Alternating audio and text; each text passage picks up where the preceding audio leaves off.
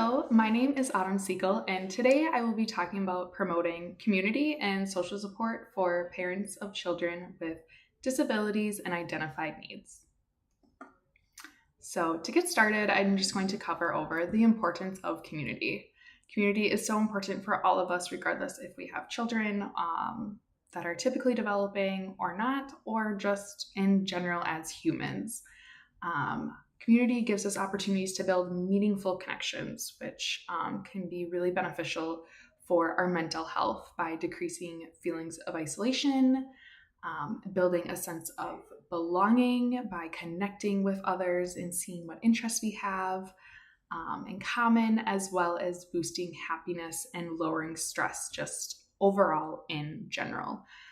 This is something that I think we all saw was really important during the pandemic, as we lost a lot of those everyday connections that we had. And I know I learned I'm someone who needs to go into the office. I like to have that face-to-face connection because, again, it's helping really decrease that feeling of isolation. It's helping lower stress by just talking with somebody else and bouncing your ideas, keeping us from getting so caught up in our own heads. And that kind of leads into the fact that community helps provide social support as well.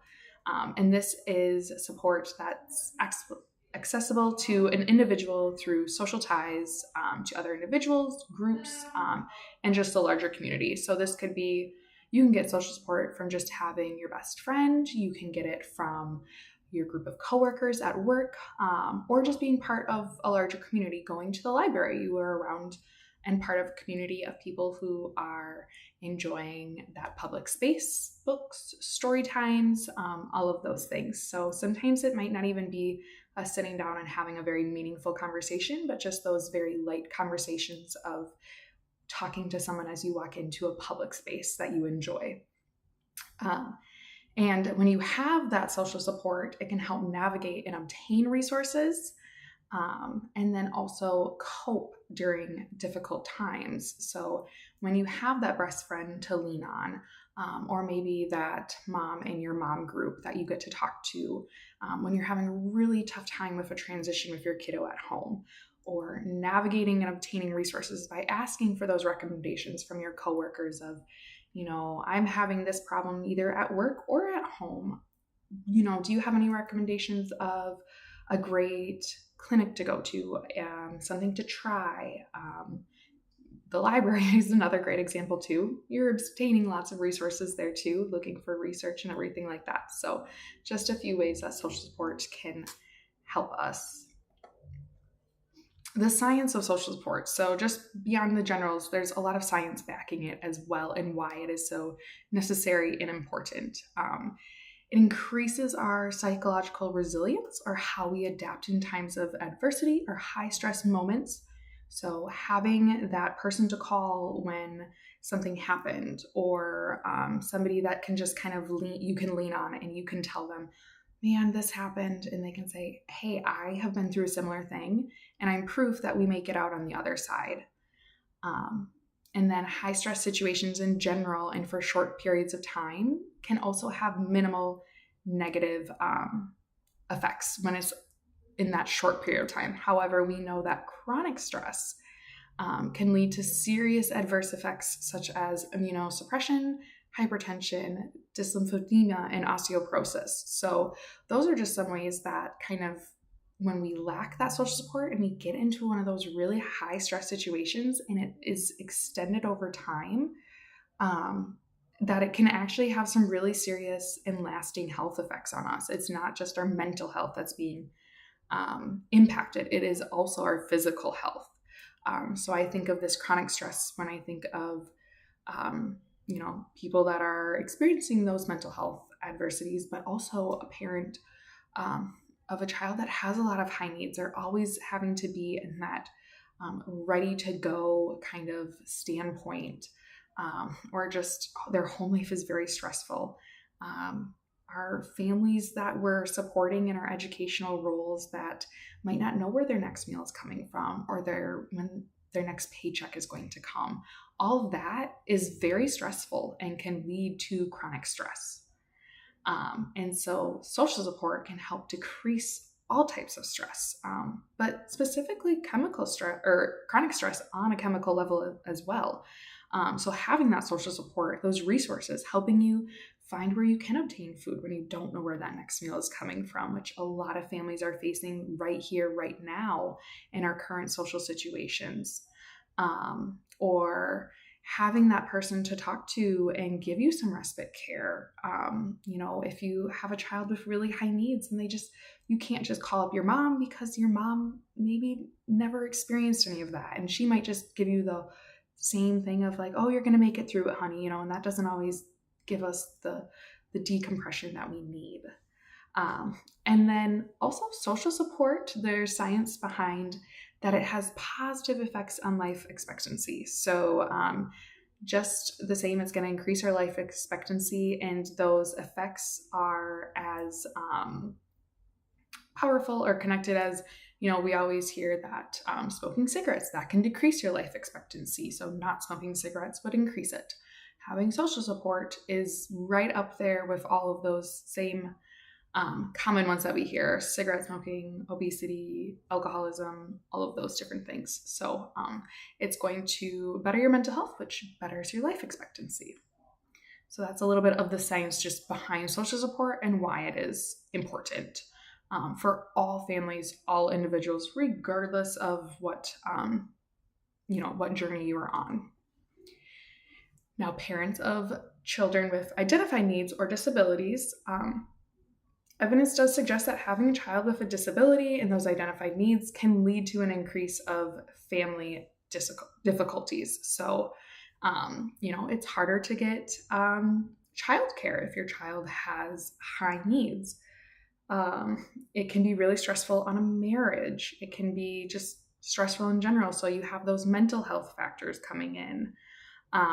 There's a lot to navigate that they never imagined that they're navigating. There's a lot more resources they have to find out how they get connected to. They're managing a lot of different behaviors, which sometimes truly can be life or death situations at home, where a parent of a typical child, I might be at home wondering, man, when is my toddler going to finally stop having accidents and go on the potty? And that's the challenge that I'm facing, which, in grand scheme, it's laundry. It's a mess that I have to clean up. While another mom might be at home really trying to problem solve how she can keep her child from eloping from the house, which truly could then be a life or death situation. Or if you have a high medical needs kiddo, they're trying to balance, their medical needs, getting nurse cares if a nurse doesn't call, or if a nurse calls in for their overnight shift, now that parent needs to stay up all night with their child instead, and kind of fill in that gap. All of those things can, well, it sounds very dramatic. It's the reality of a lot of families where they're facing a lot more life and death situations, which can just lead to that chronic stress and family difficulties in general. Due to parents experiencing the following, and often at heightened rates when compared to parents of typically developing children, like I said to myself, that leads to exhaustion, that's stress, feeling of isolation, loneliness, and then disempowerment or hopelessness, because sometimes they're in those really high stress situations, they're in a really tough spot, and they just can't see the light on the other side because they don't know how to get there themselves, maybe. And then this can lead to caregiver burnout. So at a very accelerated rate, a lot of parents, they might have PCAs, they might have in-home nurses, they might have school programs and daycare programs that their childs go to, but overall they're often the main caregiver for their children, especially in those early years when maybe they're still on the journey of trying to get to those more resource supports. And then again, for parents of children with disabilities and identified needs, sometimes it's not as easy to get that babysitter because the teen down the street that might be watching their good friend's 2-year-old isn't feeling confident or have the skills to care for their child. So they're really they are the main caregivers often, and that leads to burnout very quickly. Average parents building social support. So many families need to intentionally build their social support networks. Not everybody is a social butterfly. Not everybody lives in an area where they have family or friends, so they have to be a little bit more intentional. And social support networks can include family members, friends, and then peers too. So I added that in. It doesn't have to be somebody that you knew before. Maybe it's someone that you're seeking out solely because our kids are both in swimming lessons, or we're just both parents, and so forth. And then there's also many community options available for average families to help build their network. Here in Minnesota, we have early childhood family education classes. There's baby and toddler classes outside of school districts. So there's businesses or community centers that put those on. Many libraries do story times, which you can eventually kind of make connections at because you might see the same people coming week after week. And then there's also mom and dad groups that many local communities have that you're able to join either in person or online. And then also I put in there little league sports because I feel like that's where a lot of those connections start when I'm talking with my families that I work with. A lot of them say, oh, we met our best friends when both of our kids started t-ball, or we were in the same swim lessons and such. And so that is also a way to meet and then build that social support. Now, parents of children with identified needs or disabilities, their building of social support, though, can look different. They might be part of support groups that are very specialized to either the disability or the identified needs that their child has. Their family and friends. So again, there's going to be similarities between them too. They're still, I'm sure, leaning on their family and their friends a lot. And then specialized family classes / events. So that might look like those sensory-friendly library story times, or some of our indoor parks and water parks here in my area also do sensory-friendly times, so that families are able to enjoy and kind of have a little bit of that uncertainty or that stress taken off of their plate for that time. And then early childhood special education department, so that ECSC department sometimes puts on family night specifically for the families in their programs. And they do have the same supports of average parents. They do not go away. However, they are not always as easy to access because our families are just feeling more hesitancies. There's a few more barriers there. And so someone who just has their typical developing 4-year-old is like, of course, we're going to join soccer. That just might look different for a parent with a child that has, extended physical needs, or is an eloper, or has some of those sensory differences.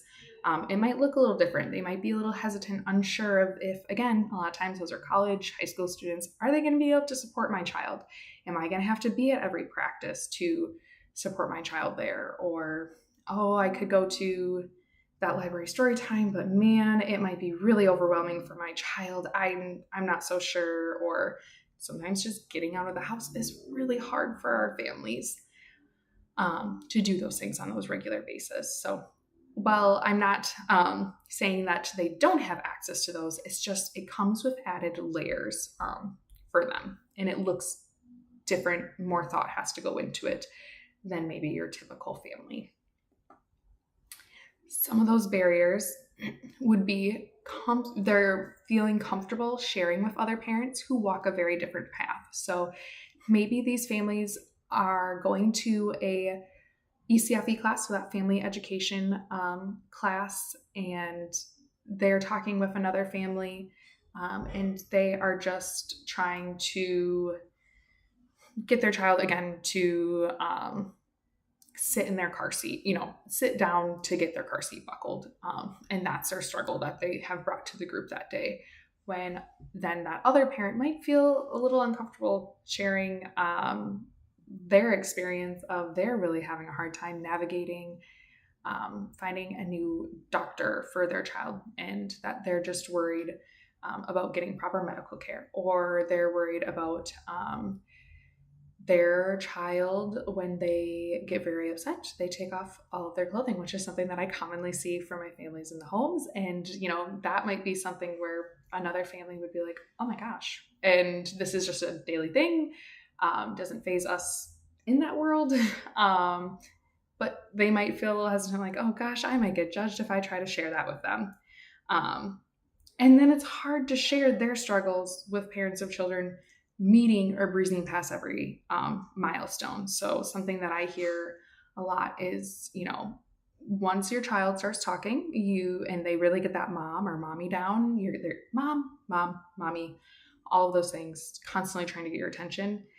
That might be something where a parent is like, oh, I'm feeling so overwhelmed. I don't know how to get my kid to stop talking. They just keep asking me why, what's that? And I just don't know how to answer all these questions. And they won't stop. Well, there might be another parent there that is like, oh my goodness, I would die for my child to say mom. Like, we've been working with the speech pathologist for 3 years and my child's still not saying mom. It can be hard to hear those things. And while it's the reality, it's something that they probably are already immersed in and they're hearing within their communities and their friend groups and whatnot. And then each parent, again, kind of going back, having those different parenting concerns, hopes, or goals. So we had a class in my own district where they all went around and they kind of shared goals for their child.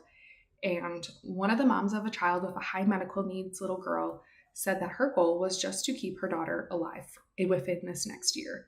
While other parents were sharing, oh, I hope they transition from their crib to a toddler bed, or, I hope we get to the library more often this year. That was her goal. And there was, unfortunately, some reactions of people being like, oh my gosh, like, I can't believe you would say that. Just very took them back. When if it was a specialized group, there would probably be another parent that also might be feeling that way, or at least be able to connect a little bit more. So having that can be difficult for them as well. And then feeling the need to educate others to help them understand their child. If we're talking about, oh, my child only eats beige foods, which is something that I see quite often as I'm an early interventionist home visitor. So I help support families supporting their children with disabilities or specialized needs. And so beige food, I'll only eat that, or I only eat these textures is very common. Well, another parent might be like, oh, why is that? And then that parent feels like they have to educate that parent, which, don't get me wrong, I'm sure they are happy to do, but sometimes that can be taxing. Sometimes you just want to be able to say that and somebody's like, my kid only eats the green veggie straws and your kid only eats the yellow veggie straws. And you can make a joke about splitting a bag of veggie straws. Like, we wouldn't have to have them all go to waste. Those kinds of things, just, that light banter that you might want. And then again, participating in those common community activities can just be a little bit trickier for parents, especially if they have extra appointments. So there's scheduling conflicts, the abilities of their child to participate in sports or other common extracurricular activities, and then the staffing within these activities to make it possible. If they do need that extra support, is it going to be put on the parent to provide that, or are they able to find that staffing? There's a lot more coordinating that has to go on. Not to say that it's not done, not to say that parents aren't doing it, but again, it's just another extra barrier that sometimes I think families with typically developing children maybe never think of or take for granted. Peer support. So peer support, kind of going back to that veggie straw conversation about how sometimes you just want to be able to say that to someone and they're like, I get it. I totally get what you're talking about. Or, oh yeah, my son doesn't take off all of his clothes, but he refuses to put shoes and socks on, just the little things of like, I see you, I get you, you don't need to explain. And so peer support is exactly what it sounds like. It's when parents are supported by fellow parents who have are even still navigating a similar situation. This can be in a formal program. So a group of peers are trained on how to support others, communicate effectively, and suggest coping skills.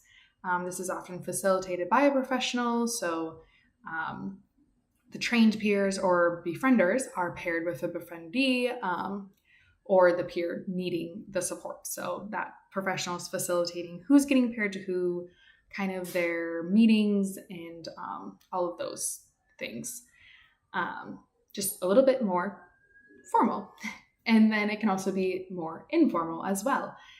We see that through support groups ran and facilitated by the parents, online communities, and then also being introduced to another family by an educator. So sometimes I will be talking with a family and they're walking a really similar path and going through some of the same struggles that maybe a past family of mine has also gone through. And once you get to know families, you just know who likes to socialize and who's going to be willing to support. And so sometimes we're able to reach out and just kind of get those families connected. And this benefits both the supporting and the receiving, that both the person who is supporting and also the person receiving the support. It can be really nice to just kind of help somebody walk a similar journey to remove some of the stress and the struggles that maybe they felt previously. So it's not always just the person kind of who initially was looking there to receive the support that's benefiting. And then this also just increases an individual's ability to embrace their lives and become more future oriented. So maybe they're struggling day to day, but through this really direct peer support of somebody who's just walked that similar path, or just also knows a similar world that they're navigating, just navigating a world that isn't typical, helps them move from struggling day to day to at least being able to embrace the little things in their day, and kind of come out on the other side. So it's not necessarily that they're taking away huge burdens or solving all these problems, because there's not often problems that we're looking to be solved. We're just looking to be heard, supported, and seen. And that's what studies have found peer support to be really helpful with. And then some of the, just pros of having that specialized peer support versus just like a best friend that is able to talk with you and motivate you, all of those things, is when somebody has walked a similar path, they're going to help you navigate that journey that you really weren't anticipating. They're getting questions answered that are outside of a clinical or educational professional scope. So there's sometimes questions that I get asked that kind of are edging on the line of where I can give my professional opinion, but I know they're looking for something, like they just really want another mom to say, I've tried this, it works so great for me, or, oh gosh, I used this speech pathologist and they were absolutely awesome. Where sometimes we have those blurred lines of where I can't necessarily always recommend a person, a specific professional or things like that. So it can help them give some of that more friendly question answering completed.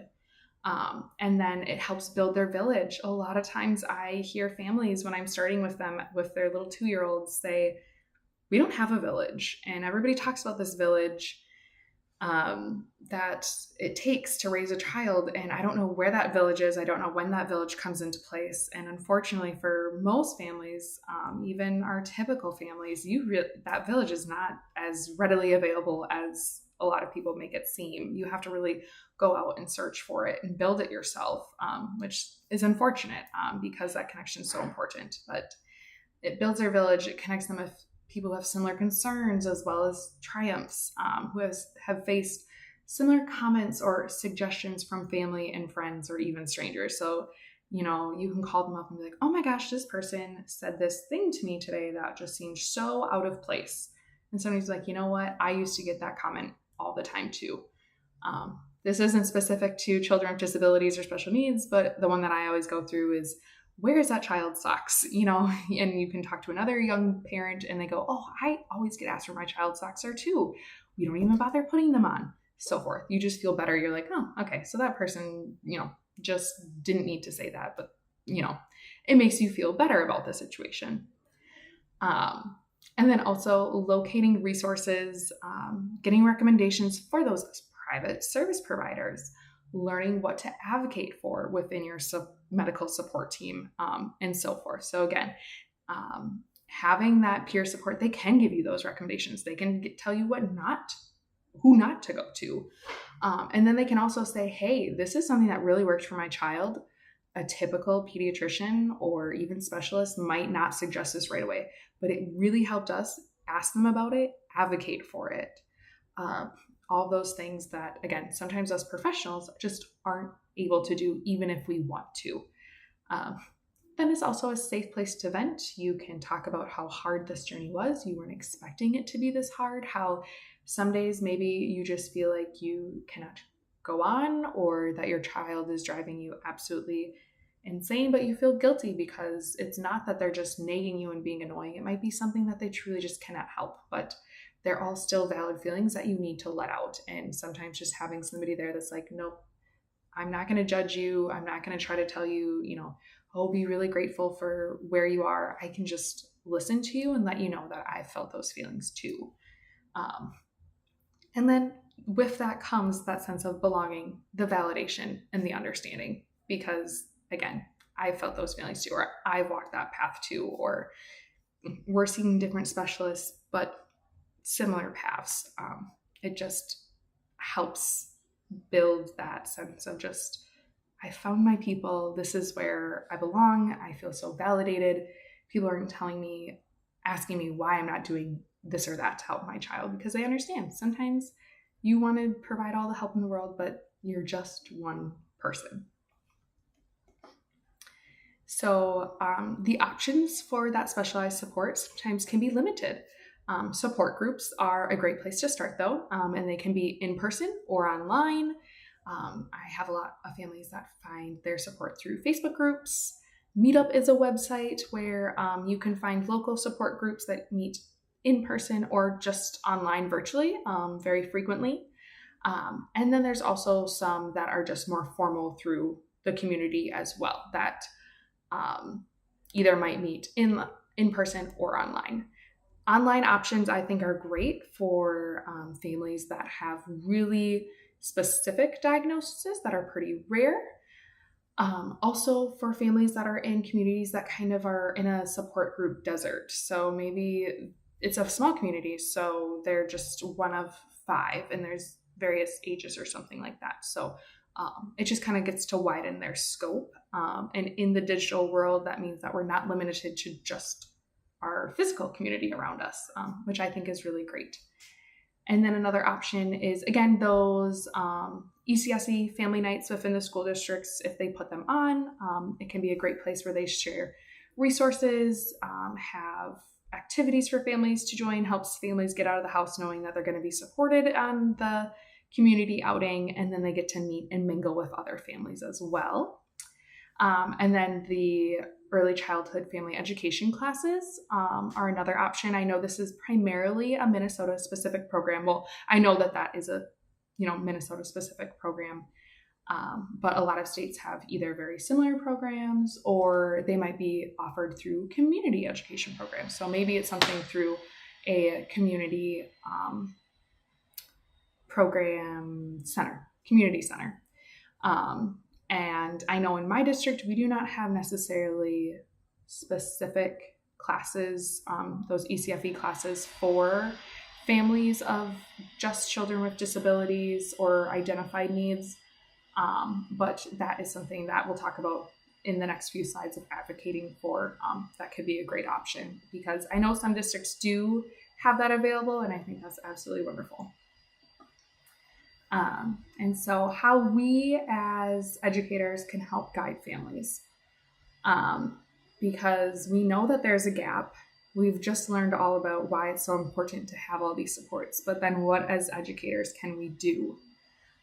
The first thing I would say is educating families on the community resources and available options. So a lot of families just don't know what's out there, especially if it's their first child. But a lot of times they also just maybe had a very natural flow of support with their first child who is typically developing. So just helping educate and facilitate them getting started with some of those programs by having handouts with information and how to register. QR codes are great additions to these handouts. They can scan them, register, because most things take that online registration. So that's very helpful. And then helping the families with the registration process if it is needed, sitting down with them, walking them through it, or giving them time if you're a home visitor, giving them time where you are going to entertain their child so that they can sit down and register for one of these resources or options that's available. And then just becoming as familiar as possible with all of the resources that are available within your community. A great way to do this is reaching out to social workers within your school district. They often will already have a long list of all of the different programs or support groups, especially mental health support groups, all of those things. So don't necessarily feel like you have to start at the very bottom. Use the resources that you have within your school district. And I have found that social workers, they are absolutely amazing people, and they are always excited to share out those resources and help you get your family supported. And then sharing outside of the community for support groups as well. So like I said, those online groups can be really helpful. So just reminding parents to give a Google search, kind of encouraging them to do so. If you have a parent success story that you've been fortunate to hear, sharing that. I like to share, I have a parent that has a very specific diagnosis for their child, and they are part of a Facebook group. And not only has it been great support for answering their questions throughout the day, but also they were able to fly to Atlanta and meet up with these people. And there's only like 13, I think, worldwide. And I think 10 of them were there for this meetup. So that's just like an awesome, not saying that every family is going to be able to make that trip, but just it really opens doors. And those online can lead to in-person meetups. But I also have parents too that have told me, I joined a Facebook group and now I get to talk with moms of children who also have autism. And I just feel so much better. I feel seen. I feel less judged. I don't question everything that I'm doing as much. And that's been so helpful. So also just letting them know that they can have that support literally at their fingertips, because we typically have our phones very near us these days. And then just engaging in conversational check-ins as well. So asking parents how they are doing, checking in on if they feel like they have support. We often focus so much on the child, but it's important to give those parents the check-ins too, because it's hard to say who is asking them how they are doing and if they feel like they're being supported. We always want them to be supported within the classroom, but it's very important to see if they're feeling supported outside of it as well. Starting the conversation with families, that can be hard. So sending out surveys in the beginning of the year to check in on social support needs, or even interesting in accessing peer support can be really helpful. A great source of data later on, these surveys can be as well. Check-ins at conferences or IEP meetings if you are a classroom teacher. So checking in, maybe re-handing out those surveys kind of on that more regular basis to that mid-year check-in, because things change. We know that.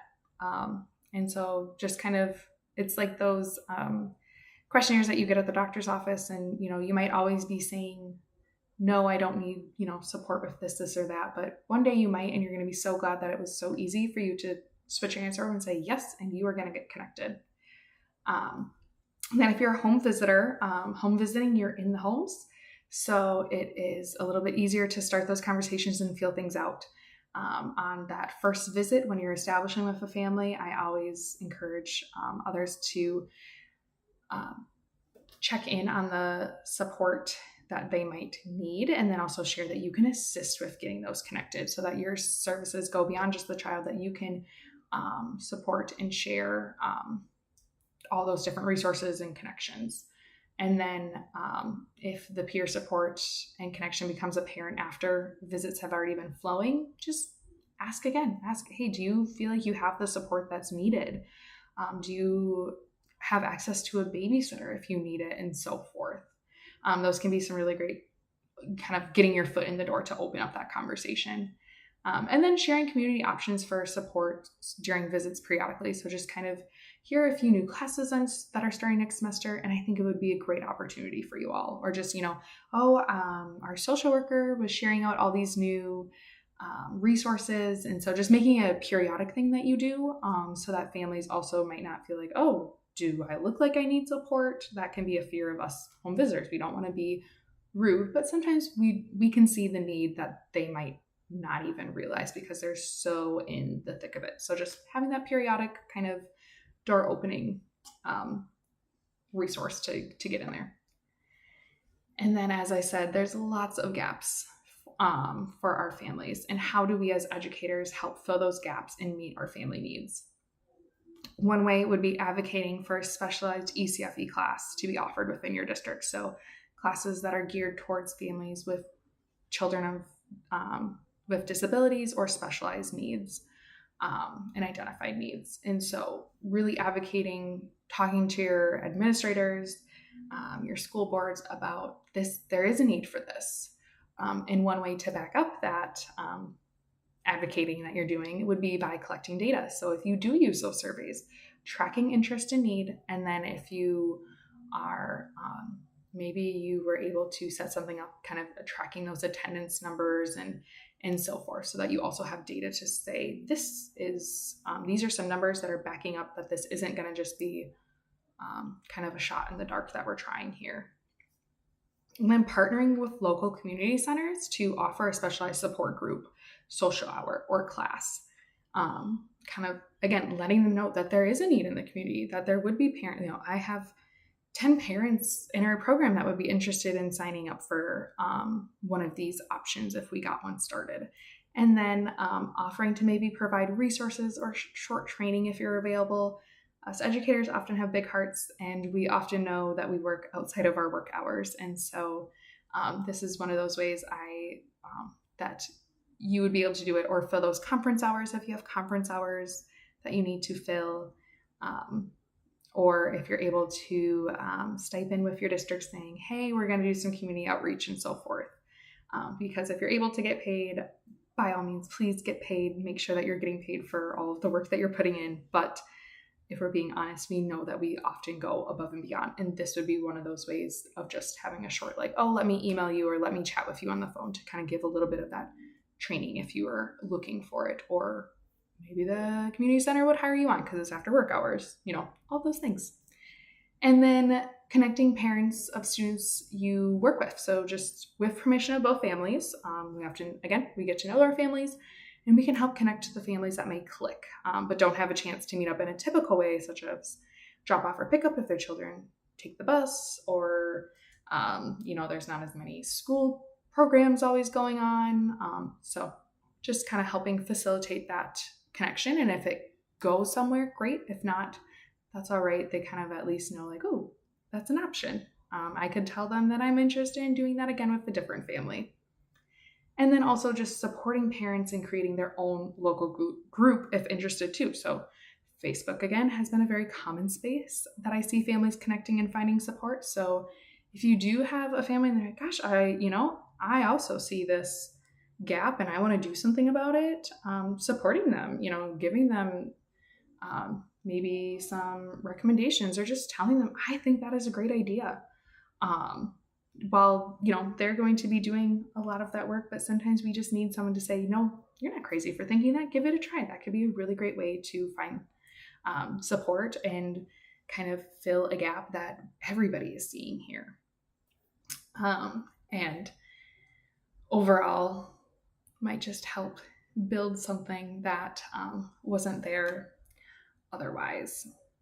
And so I believe that with that, that is my last slide. And so these are the sources that I used for all this information here. But really, when it comes down to it, there is a need for some of that specialized support. And us as educators can go beyond just supporting our students by supporting their families and their parents, their caregivers and such, because we know that when our parents and the family home is feeling supported, that often leads to better outcomes for our children as well. And so we are helping the whole family.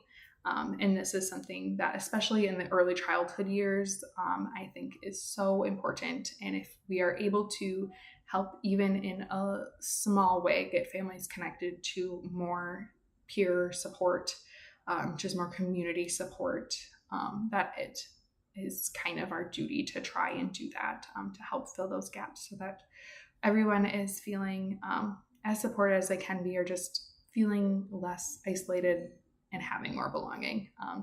And us as educators, we can often see that sooner than maybe other people, because we're seeing families on a more regular basis, or we're seeing the children having contact with the families. And so that is my my presentation on kind of why we need to promote and support all that family and connection. Thank you so much for listening, and I hope you are able to take a little bit of this to your own classroom and your daily practices. Thank you.